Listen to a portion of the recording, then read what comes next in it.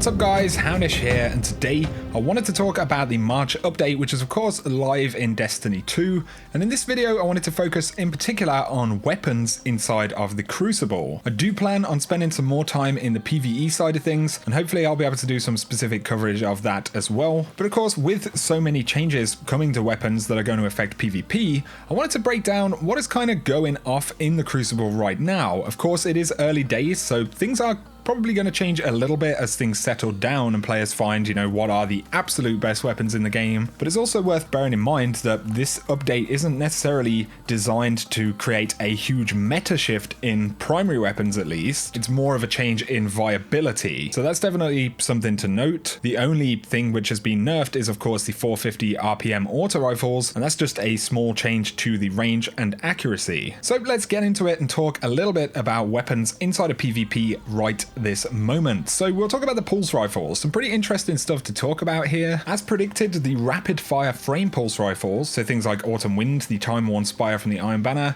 even Lincoln Green, and of course the Darkest Before, all of these are doing very well in the Crucible right now. They were already pretty much the most competitive archetype of pulse rifle versus, especially things like 450 RPM autos. So with the small buff that they've had that affects Crucible, as well as the change to that dominant auto rifle class, I personally think that rapid fire frame pulse rifles are going to continue to be the key player as far as legendary pulse rifles go. It's just that we'll probably see them quite a bit more now. When it comes to other archetypes, of course you have things like the lightweight frame Nightshade style pulse rifles. You also have adaptive frame, things like the Inaugural Address, and both of these classes in general feel like they are in a pretty similar position right now. They're better than they were before. I just don't feel like they are the dominant type of weapon. Of course, in the case of Inaugural Address, you do have reactive reload, or kill clip, sorry, and much like the Nightshade, which also features kill clip, when you're utilizing these perks, the weapons do become quite a bit more viable. However, across the board, I feel like the adaptive frame, the lightweight frame, and the high impact frame pulse rifles all need to be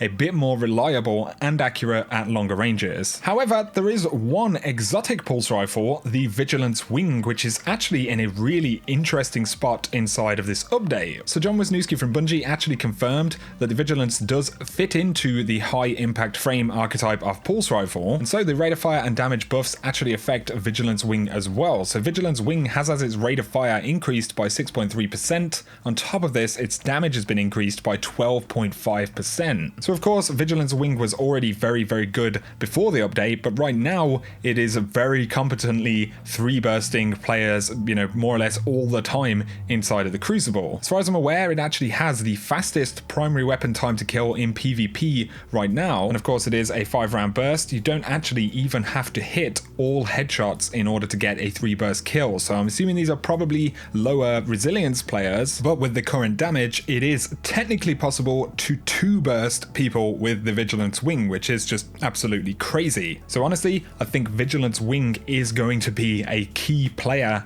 in the metagame right now going forward. We'll have to wait and see what happens, but Vigilance is feeling very hot. You can probably see it from the gameplay right here. You guys need to try it out if you haven't already. But now let's talk about the hand cannons. So of course these have seen an accuracy buff of 25% for both ADS and hipfire on the consoles, and so basically all of the hand cannons have got a little bit better. The trusty Better Devils is still ripping it up. Things like the Midnight Coup feel very consistent. If you pace your shots carefully with these hand cannons, they're feeling pretty nice right now. Of course, then you have things like the Old Fashioned. A lot of people were excited for this one. Of course, it has kill clip as well, another perk which has actually seen a buff. Generally though, we're seeing a lot more consistency on hand cannons from my time played so far. This also seems to affect the Crimson quite a bit, so Crimson is just very, very accurate, and I will say that in-air accuracy has seen a noticeable improvement from my playtime thus far. I've been leaping around a little bit, when I need to, and I've generally found that shots feel like they're hitting more consistency. Like I said, this is just a first impression, but I think hand cannons on the consoles have definitely just become more viable in the Crucible. Moving away from those weapons though,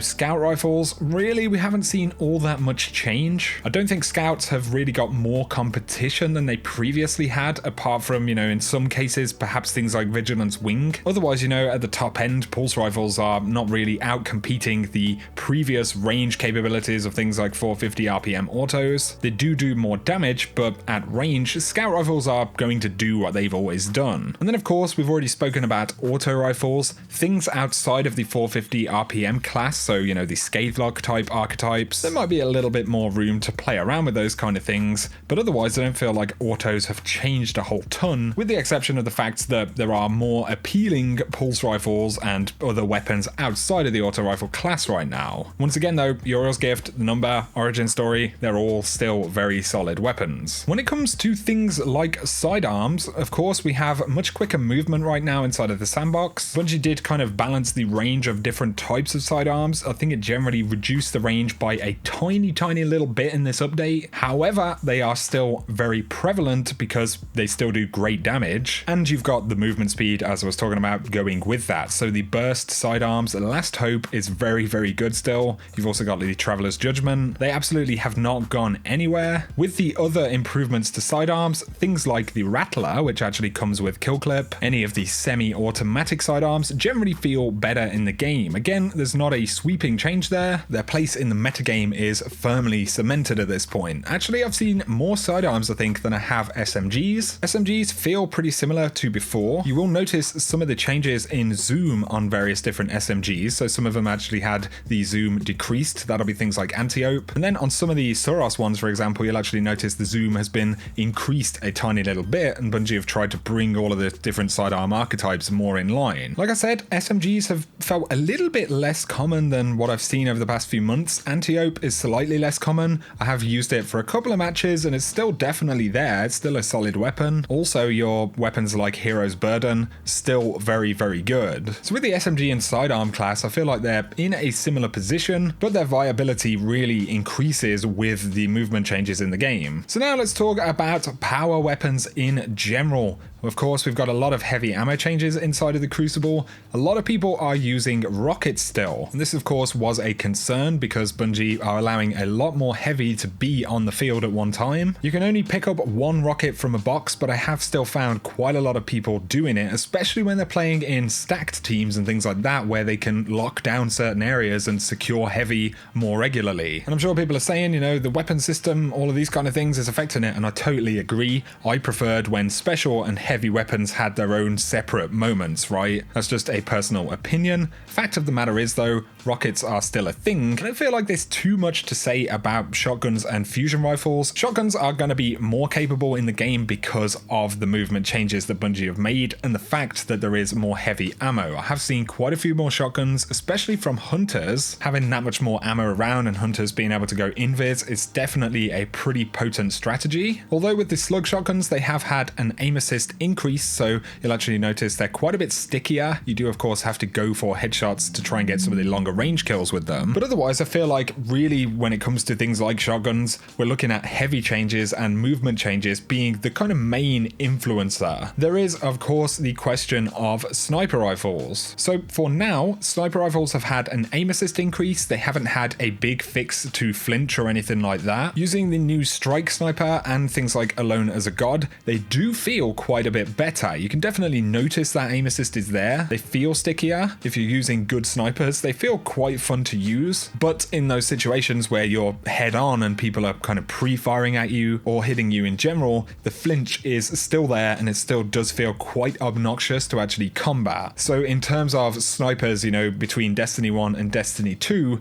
I feel like snipers right now, or the good snipers in the game, are basically halfway between the two games, right? The aim assist definitely feels strong. There are snipers that feel snappy and have good zoom scopes and all of that kind of stuff, but on the other hand, they're suffering from very heavy flinch in the game, and this is something which affects all different types of weapons. Anything that isn't fully automatic gets much more difficult to use when flinch is a factor. So snipers feel a lot better in my opinion, but you do have to be using one of the snipers with snapshot, with very good handling, with the right zooms, and you still do face the problem of flinch. So that is something that Bungie should be fixing inside of the May update. It's possible that if they get it right, snipers could could be basically, with the exception of the heavy ammo situation and the slots and everything like that, they could basically be nearly as good as in D1, but we'll have to wait until May to see how that really pans out. Either way, those would be my impressions on the Crucible and weapons right now, guys. Of course, there are many other subjects. That's the subject of the movement speed versus the time to kill.